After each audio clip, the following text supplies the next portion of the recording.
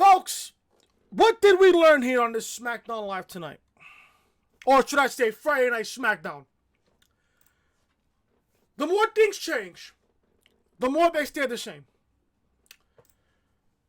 I'm going to sit here and be honest with you. I've only watched the first hour of SmackDown. I did not watch the second hour of Friday Night SmackDown.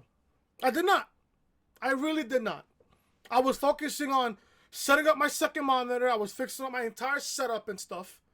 If you guys want a setup video of mine, if you guys want me to show you my setup, get this video to 15 likes. I'll post this. I'll post the setup video on Tuesday. If this video right now gets to 15 thumbs up by Tuesday, you will get a setup video of mine. I wasn't even watching SmackDown. I watched the first hour.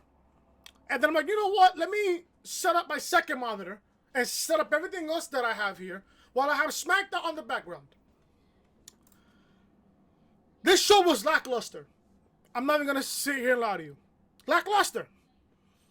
Now, there is some stuff that caught my attention. There's some stuff on tonight's show that caught my interest. This certain interest of mine hopes that it lasts longer than 2 weeks. Sheamus came back on this particular episode of SmackDown.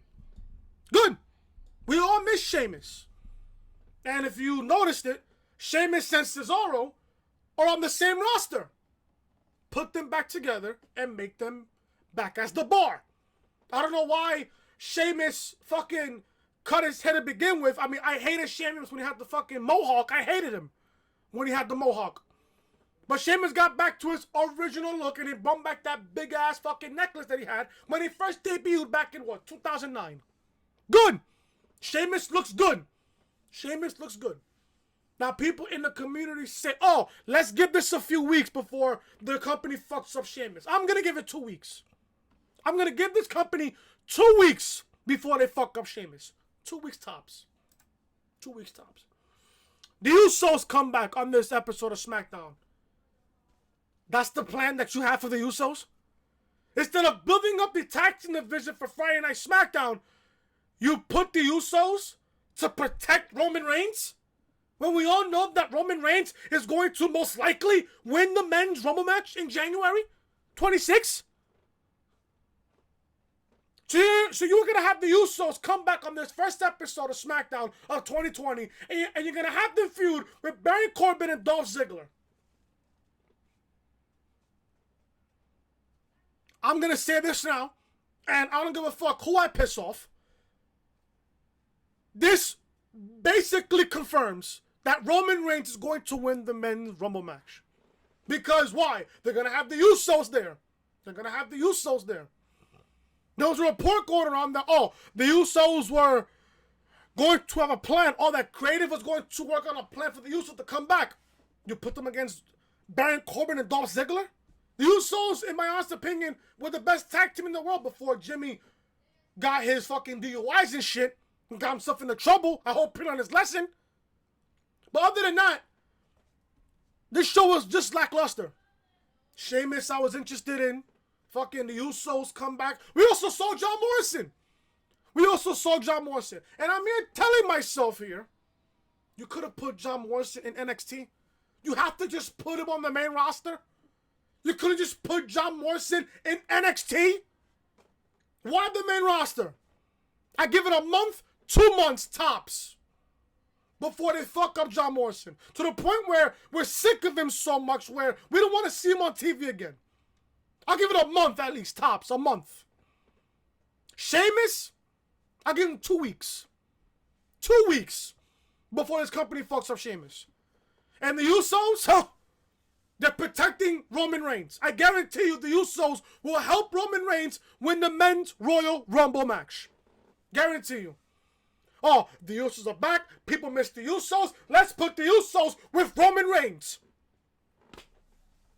Let's see how that works out, folks. Let's see how that works out. Other than that, this was a lackluster Friday Night SmackDown episode with a fucking triple threat match with Sasha and Bayley versus Alexa Bliss and Nikki Cross versus Lacey Evans and Dana Brooke. Can I ask what the fuck were they fighting for? It's a triple threat women's tag team match. What in the blue fuck were they fighting for? What were they fighting over? Can I ask? Honestly. Were they fighting for a spot in Titus Catering? Were they fighting for a spot for the women's tag team championships? What were they fighting for? Are they fighting for who becomes number 1 and number 2 for the women's Rumble match? Are they fighting for who becomes number 29 and number 30 for the women's Rumble match? What are they fighting over? I just don't get these people, and that's why I said it earlier in the intro of the video. The more things change, the more they stay the same. Of course. What was there to just basically watch on this episode of SmackDown? Strowman and fucking Cesaro in action. Cesaro can't even bring Strowman to a good match. Although I love Cesaro, he couldn't even bring Braun Strowman to a good match. That's how terrible Braun Strowman is. We'll go over everything here on this SmackDown review for your Friday, January 3rd, 2019. 2020. You see, you see, 2020 hasn't even hit me yet. I'm still saying 2019. This is your official SmackDown review for your Friday, January 3rd, 2020. If you guys don't know who I am, I'm your boy Chris. Thank you guys so much for tuning back into the channel. If you guys thought that SmackDown was very boring and lackluster, just like how I felt about it, didn't even bother watching the show tonight, hit that like button. Smash the like button as hard as you possibly can. Also, leave a comment down below what you guys thought of Friday Night SmackDown tonight. I thought it was lackluster, in my honest opinion. I thought it was lackluster.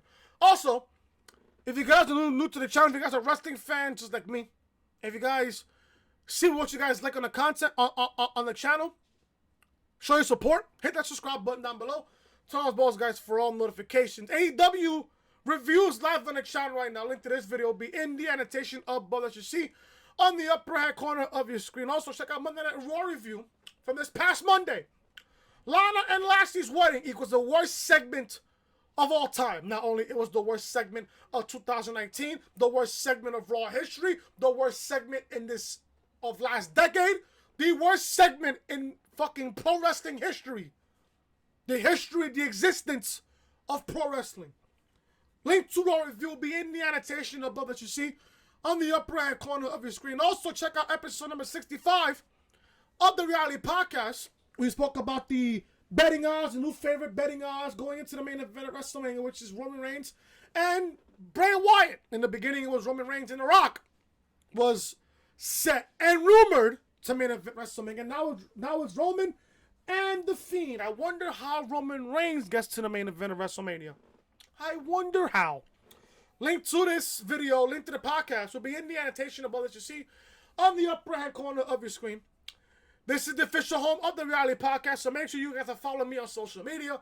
Instagram at your boy Chris YT, Twitter at Chris from Loring, and Snapchat Chris Most Hated. And like I said, folks, if you guys are enjoying the content, if you guys like what you see on the channel, show your support, hit that subscribe button down below, and also turn on those guys for all notifications. Now, I did tweet out that since you guys got me to 200 subs, I want to do a giveaway for you guys. I want to do a $20 PSN giveaway and a Xbox $20 giveaway. The rules of that giveaway will be down below in the description. Now, I'm only picking. Well, let's see. I'm gonna do it on a wheel. I'm gonna do a wheel, and the winners will be announced on Twitter. I will do the giveaway next weekend. But the rules of the giveaway will be down below in the description. Will be down below. Well, not in the description. Down below in the comment section, on the very first comment, on the pinned comment that's right there on this particular video. There you go. Ran through all my shit. Let's begin SmackDown review from the FedEx Forum in Memphis, Tennessee. Jerry King Lawler, where the fuck are you at, bro? On this episode. Opening segment, we got Daniel Bryan backstage, and The Miz walked up to him. He says the Fiend violated his daughter's bedroom. He still wants to face Wyatt until The Miz figures out what he's going to do next. He told Daniel Bryan to defeat the Fiend at the Royal Rumble for everyone, meaning his daughter and his wife. Why are you having The Miz come out telling Daniel Bryan to beat The Fiend when it's already predictable that The Fiend will defeat Daniel Bryan at the Royal Rumble? Because you got to have The Fiend go undefeated going into WrestleMania. That is logic, folks. Logic. The Fiend cannot lose between now and WrestleMania. He can't lose. And on top of that, he's the Universal Champion. So therefore, he can't lose no matter what match he's in. No matter what match he's in, he cannot lose until WrestleMania. At least to WrestleMania.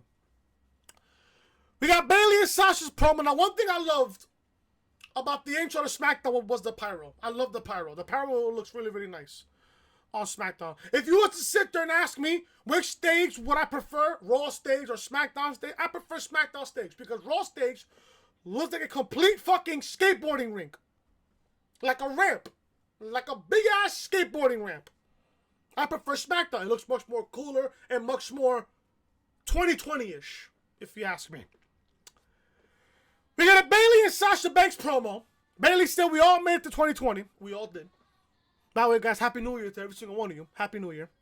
She dragged people for chasing their dreams with New Year's resolutions. Also, guys, if you guys want to leave a comment down below, what are your New Year's resolutions? Nobody is following through with any of that.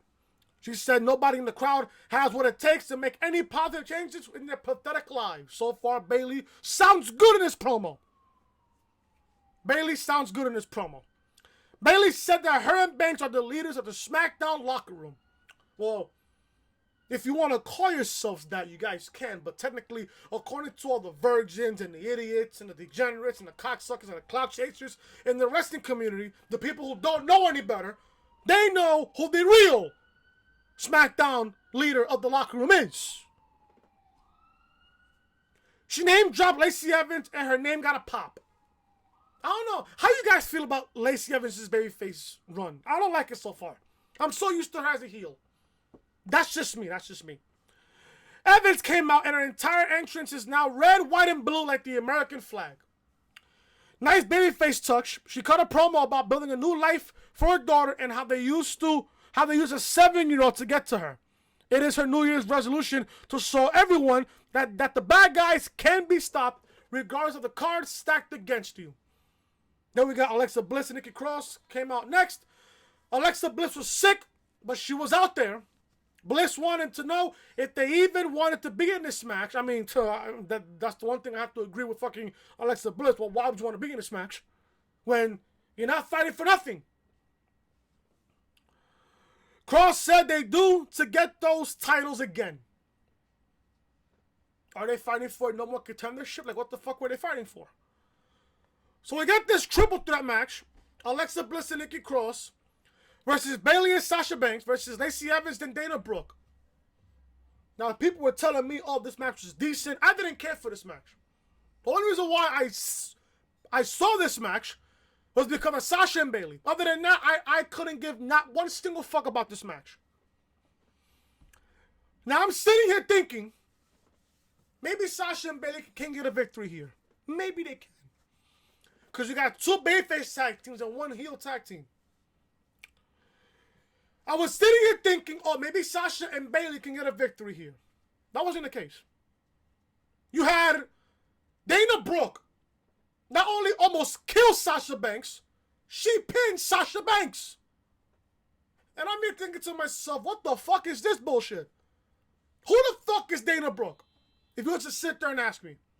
Yeah, don't get me wrong. I met Dana Brooke back at fucking WrestleMania Access. That's just that. Who the fuck is Dana Brooke? Dana Brooke is much more better, just not getting TV time. This match was wasn't good, wasn't great. It was It was just there. It was just there. So Lacey Evans and Dana Brooke win here. Bayley took Evans off the apron with a cheap shot, and then Banks took the tag and got a near fall off a double team suplex. Brooke reverses suplex into one of her own, and she finally got to Evans in the corner. Lacey Evans rallied on Bayley for a near fall, and then she did the bit with her handkerchief You could hear someone's whistle here, someone whistling at her in the crowd. Banks pulled Bayley out of the way before she could hit the moonsault. Bayley hit her belly to belly, but the pin was broken up by Bliss and Cross. Evans reversed off a double team move. Then she hit a woman's right arm Banks before Dana Brooke another senton for the win. Now, when Dana Brooke hit the senton, she almost killed Sasha Banks. I don't know what that ring placement was where Sasha Banks was, but Dana Brooke almost killed Sasha Banks there. She almost killed Sasha Banks with the fucking senton. That's why I do not like Dana Brooke, because she's not ready to be on TV yet. I don't care how long she's been in the ring. She's not ready. Especially for TV time. Now, obviously, the only reason why you're putting Dana Brooke on live television is because you have no women's division. You have no women's division. So far, you got Bayley and Sasha Banks that's carrying this entire division. Just as how Bayley and Sasha is carrying the SmackDown division, Becky, I'm not going to lie to you, Becky and Charlotte are carrying this division. As Asuka and Kairi Sane. Other than that, that's a four women division on fucking Monday Night Raw. SmackDown, who you got? Just Sasha and Bayley. You want to include Lacey Evans? God bless you. Bayley and Sasha fucking go together.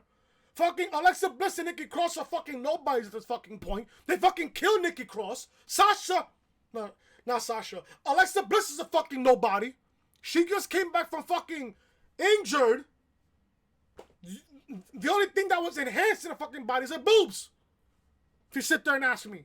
Because her boobs was not big compared to now from the last time we saw her before she went out with this injury. Lacey Evans is a fucking babyface. I can't get behind her for some reason. And Dana Brooke, she's just Dana Brooke. What kind of division do you have with just those 6 women? Nobody. You have basically the entire women's division in that one ring. Plus Carmella. That's just my honest opinion. Lacey Evans and Dana Brooke here wins. What does that do for them? Nothing. Because nothing was on the line. No more contendership was on the line. No future women's tag team title match on the line. Nothing. It was just a basic women's triple threat tag team match. That's it. What was they fighting for? Number 29 and number 30 in the women's rumble? What were they fighting for? Fighting for the 1 and 2 spot in the rumble? What were they fighting for? What in the fuck were they fighting for? It's just that simple. Lacey Evans and Dana Brooke win. Do you care at the end? No. You're not gonna talk about this tomorrow where you're fucking sipping a hookah and watching the fucking playoff games tomorrow for fucking football. It's just gonna go in one ear and out the other. Otis was lifting something heavy backstage and Mandy walked up. She asked him if his mother made anything special for the holiday. He told her to ask Dolph ZIggler. His feelings were still hurt over the fruitcake incident last week. He has a match next. Mandy looked like she felt bad. But what can you do when Dolph Ziggler wants to step on a cake in his Jordan 1s? They were 1s, by the way, folks. He's going to step on a cake in his Jordans. It doesn't matter if Otis' mama made that cake. You had Dolph Ziggler fuck up a perfectly made fruitcake with Jordan 1s. I don't know what those were called, but they were Jordan 1s. Just know. Very expensive Jordan 1s. Crisp and clean. Straight out of the fucking box. That smell of fresh new sneakers. He probably wore those, fucked up the fucking cake and put it right back to the box and sold it on eBay for like $250. Guarantee you. The Miz ran into the New Day, who was celebrating with their pancakes that were shaped like 2020. Big E said he watched the balls drop on New Year's Eve. I don't know if that was meant to be funny. I guess. Kofi said there's only one ball, and Big E wondered what the hell he watched. Was you drunk when you was watching that? They were trying to get the Miz to be happy about what he has. The Miz wasn't happy. He knocked their pancakes on the ground, and Kofi said that the Fiend has Miz's mind all scrambled up. Then he said that he's got him, so they have a match tonight, probably. Then it was obviously confirmed that we got the Miz and Kofi Kingston later on tonight. I don't know what to say about this. The Miz at this point, he has to turn heel.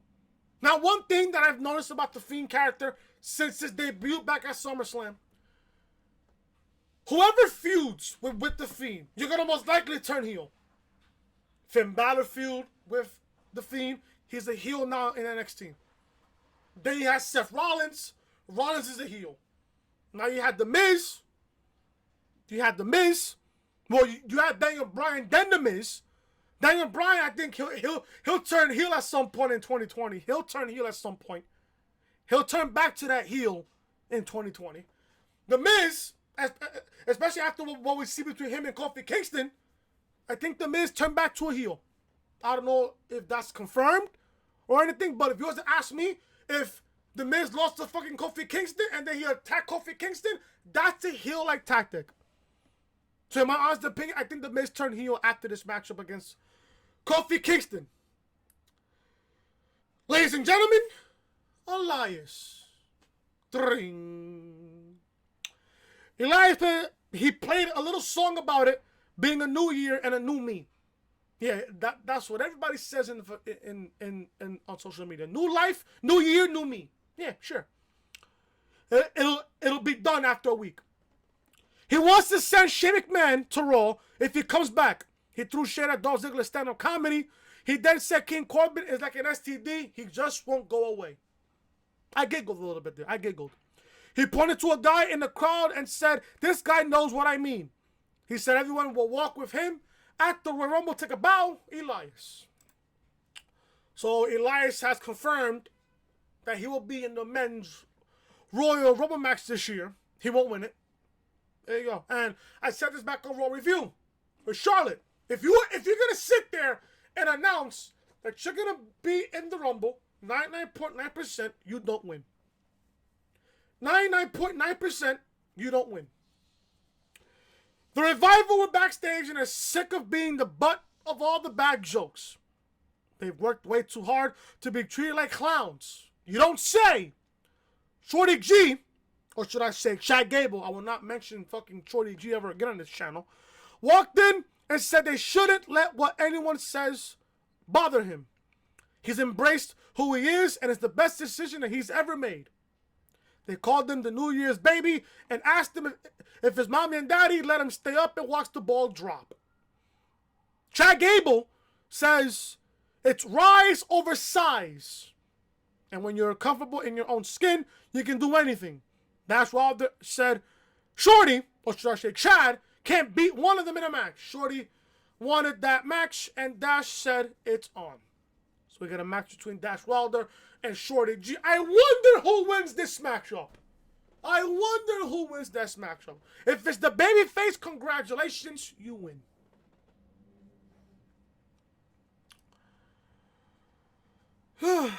Shorty G wins here. So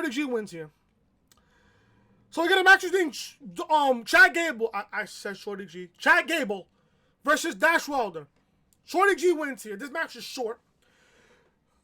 Dawson got to commentate for this one. Shorty hit a nice throw and a suplex. Wilder kept feeding him and then knocked Shorty on the top rope and hit a superplex. Dash held Chad down and Gable landed on his feet off a suplex. Chad hit a back kick and tackled Dash only to the outside. Then they made it back quickly before Shorty hit a body block off the top for a 2 count. They continued trading moves, and Dash got trapped in an ankle lock and tapped out. Chad Gable wins. Then Dawson attacked Chad Gable after the match, and there was a shatter machine. All of a sudden, after that happened, Sheamus comes back. He took out Chad Gable instead of saving him. So Sheamus, the fella, is back on SmackDown. Good. I miss Sheamus. Sheamus brings that sense of urgency on Friday Night SmackDown, which is desperately needed. Now, obviously, this is the big question. Sheamus comes back. People miss Sheamus. People wanted Sheamus back. The question is, how long is it going to take before the company buries Sheamus to the point of no return? I'll give it 2 weeks. Tops.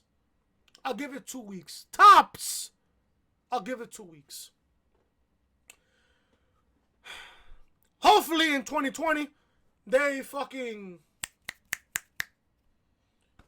build up Sheamus to a point where he is a credible threat to the WWE Universal Championship. Hopefully in 2020, that's the case. Sheamus is back as a heel. Good. I never liked Sheamus as a babyface. I much more prefer him as a heel. Because when you're a heel, you can do whatever the fuck you want as a heel. Sheamus is back. I'll give him 2 weeks before the company fucks him over. Then we got Kofi Kingston versus The Miz.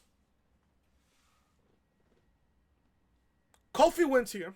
I'm not really gonna sit here and describe what happened here, but Kofi missed a Trouble in Paradise, and then The Miz landed a kick in the corner and a couple running knees. Listen, one thing that The Miz has to stop doing is the running knees. He has to stop.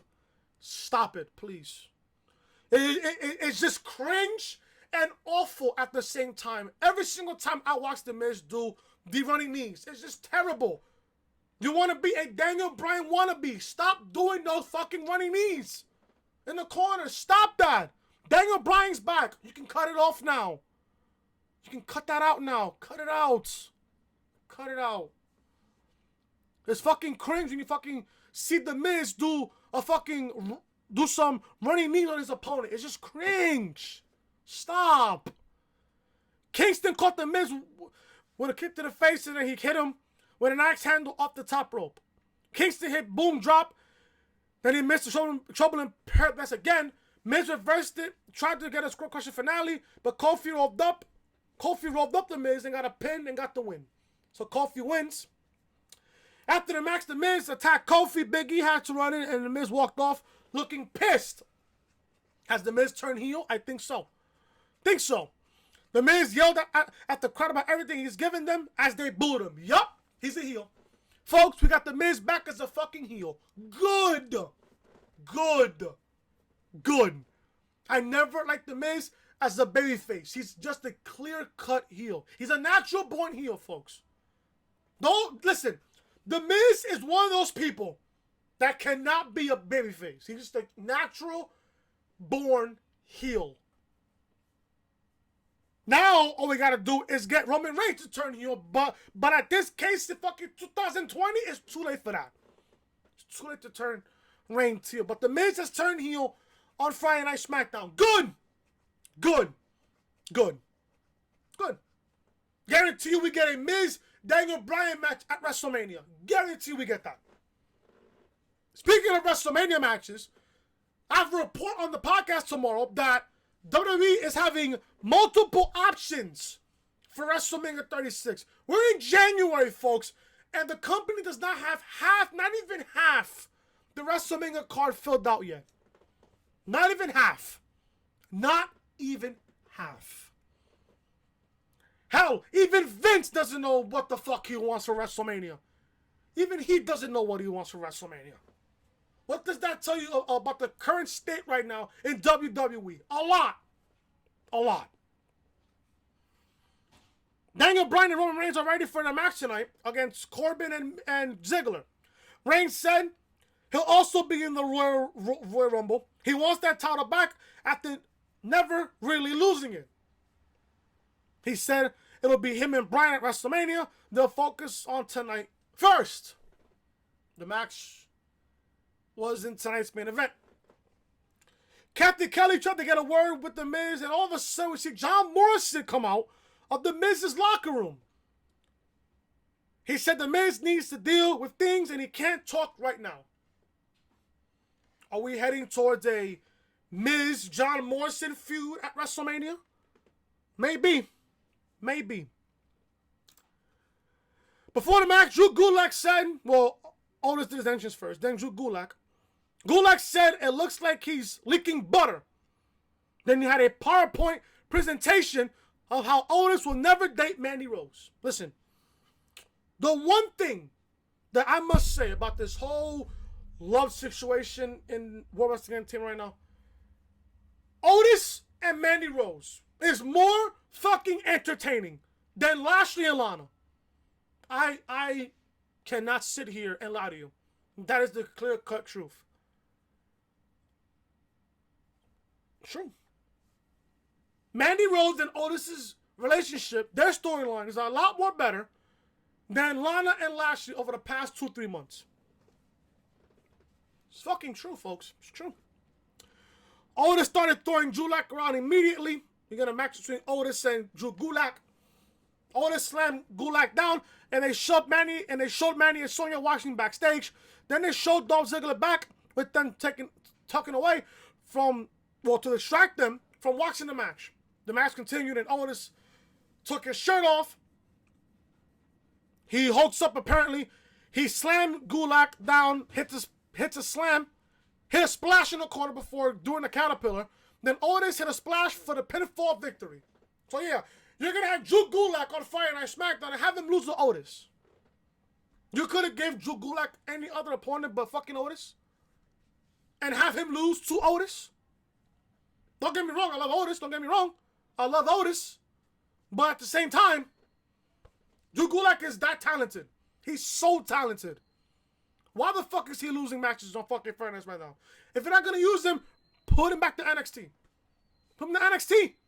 There's no point of having Drew Gulak on the fucking main roster if you're not going to use him properly. Send him back down to NXT. NXT needs guys. NXT needs guys at this point. They need guys. They need guys. Otis wins over Drew Gulak. Then we get Cesaro versus Braun Strowman. I didn't watch this match. I had the match on the background while I was fucking doing my setup here. While setting up my second monitor. Strowman versus Cesaro. Strowman wins with a power slam, got the victory. Do you care? You're wasting Cesaro, put him with Sheamus, and you put him in the tag team division. Sheamus is back. He's on SmackDown. Cesaro is on SmackDown. Put Sheamus and Cesaro back together. You reform the bar, and you put them in the tag team division. Because SmackDown needs tag teams. Just that simple. SmackDown needs tag teams. Why are you putting Cesaro in singles action where you can put him against with fucking Sheamus and bring back the fucking bar? Simple. It's just that fucking simple. Strowman wins. I'm going to sit here and predict we are going to get a Strowman versus Nakamura match after Royal Rumble for the Intercontinental Championship. Because Nakamura and the IC title, done. Dead. Nothing. The IC title looks sexy. Not gonna lie to you, looks fucking sexy. I would listen. If I was to cop that belt, I would. But do I care about the Intercontinental Championship right now? No, I don't. I don't care. Nakamura has held the IC title for how long? 4, 5, maybe 6 months. Maybe less. Maybe longer. Who cares? Now that you want to show Nakamura back on TV, I wonder why. Strowman wins. Do you care? Do you give a shit about Braun Strowman? No, you don't. I doubt that you do. Nakamura then hit a knee after the match to send Strowman on Dream Street. This is a running theme tonight of Babyface's winning, but then getting beat right back down. Been a common theme the entire show.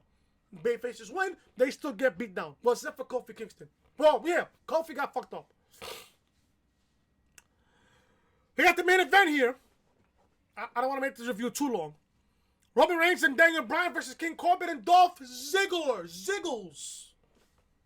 New year for Dolph Ziggler. New name for Dolph Ziggler. Ziggles. The Ziggles.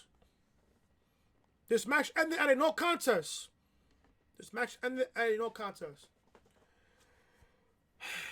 The Fiend came out. Well, the light started flickering. With Bray Wyatt's laugh could be heard. Went to commercial. Then we got the Fiend again. As Bryan was about to make the pin, the lights, after he hit the running knee on Ziggles, Bryan was about to make the tag. Lights started to go out and the Fiend showed up. The Fiend showed up on the front of the announce table. The Fiend looked at Bryan and the red light was annoying. Even Daniel Bryan said, there's a report out there that Daniel Bryan said that even the red lighting is annoying to him as well. It was annoying to me, but at this point, we're going to have to get used to it. So, the Fiend looked at Daniel Bryan, and the red light was annoying. Bryan went for a suicide dive, but the Fiend blocked it. Then he sent Bryan into the post and latched on the mandible claw. He sent Daniel Bryan through the barricade and latched on the mandible claw again. The lights come back up, and ZIggler and Corbin attack Roman. They chain Roman up again and got out the old Roy dog food. Here we go. Dog food again. Just as they were about to pour the dog food on Roman Reigns, the Usos come back and took everyone out. Super kicks to ZIggler. Super kicks to Corbin. They did a suicide dive on both Corbin and ZIggler. They take them out. They come back. They fucking uncuff Roman from the fucking rope. Show goes off the air from there as the Usos come back and they protect the big dog, or should I say the big dig, in Roman Reigns. In Roman Reigns. The reason why I said big dig, I'll explain on the podcast tomorrow. I'll explain on the podcast tomorrow on episode 66. I'll explain why I said the big dig instead of big dog. Big dig.